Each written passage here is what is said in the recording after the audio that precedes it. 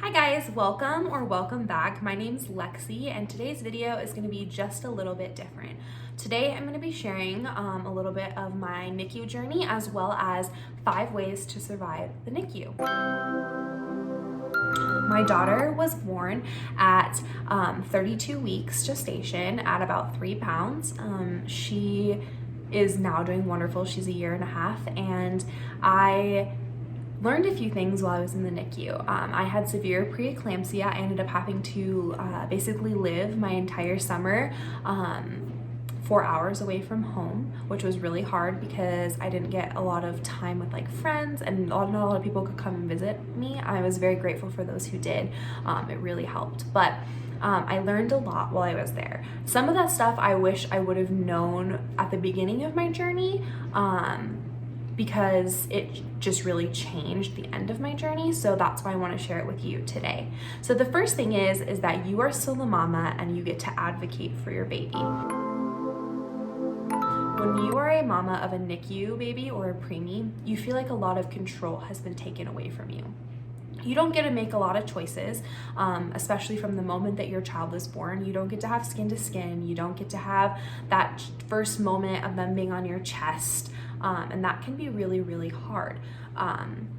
I didn't get to see my baby for days after I had her. I had to be fully sedated at the end of my C-section, and then I wasn't able to get up because I was on magnesium for over 24 hours after, and then you have to wait 24 more hours before you can get up and move around.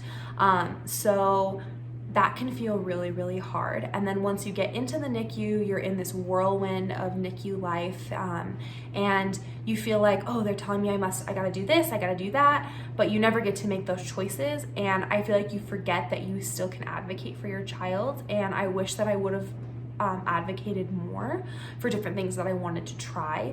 The NICU that I was in definitely pushed pumping and then just bottle feeding, and that is great, especially when your baby's born, when they don't know their suck, swallow, breathe yet. That is wonderful. My daughter learned when she hit 34 weeks, we started bottle feeding, and I was pumping like a mad woman, and she picked up the bottle pretty quick. We had a couple of setbacks, but for the most part she did really well. But I didn't really try to nurse her a lot because it wasn't really supported as much. They were like, pump and give them your breast milk, but it's not really a big deal if they learn to nurse. And so it took us almost 6 months of being home to fully transition to exclusively breastfeeding, and that was really, really, really hard for me. Advocate for your child. You still can ask. There's no harm in asking, hey, can we try this? Or maybe we could do this, or I think my baby needs this, because you and your mama heart know more than you think. So be firm and know and trust yourself.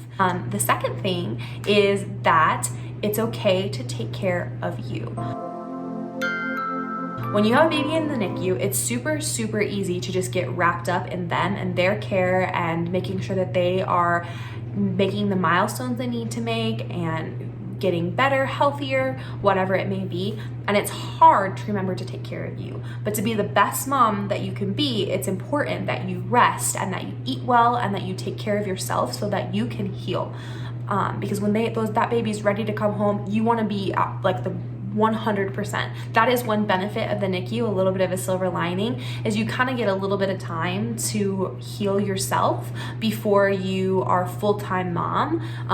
So if you have to look at the positive, that is one positive.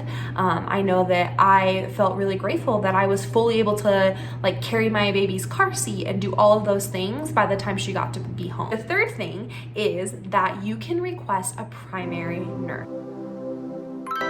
I did not know this until I was about a month into my NICU journey, and I really wish that I had known sooner.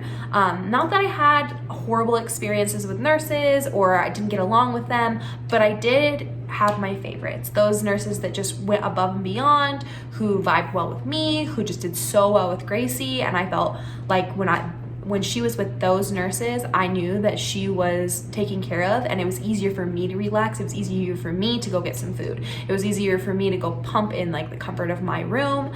I was lucky enough to be at the Ronald McDonald House, just about a minute and a half away from where Gracie was. So that's wonderful. But if you're farther away, I know that could be so incredibly hard to have to leave your baby. And if you have a primary nurse that you just love and trust, it makes it a lot easier. All right, the fourth thing is to take that picture.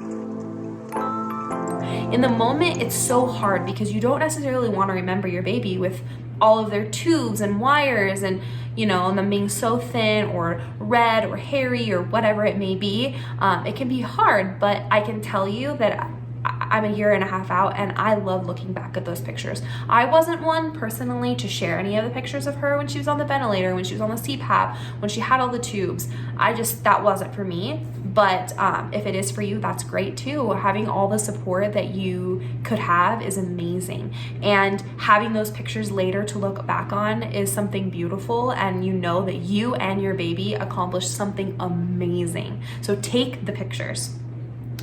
The fifth and final thing is that it will pass. I know right now, especially if you're in the thick of it, it just seems like this is never going to end. You're just in this like revolving, circular, cares, pumping, sleeping, eating, cares, pumping, sleeping, eating. Like it never ends.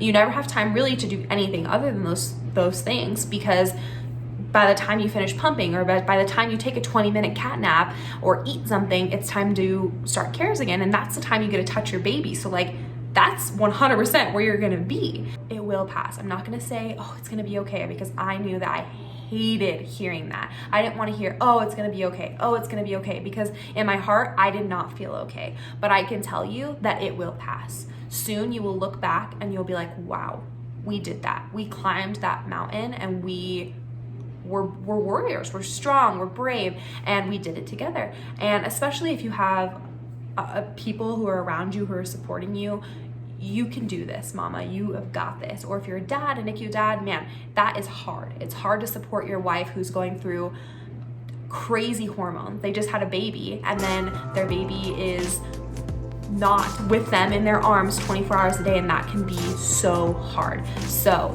know that it will pass and that you are amazing and strong. All right, that's it for this video. Those are my 5 ways to survive the NICU. I hope you enjoyed this video, and if you did, please like and subscribe, and I'll see you in the next one.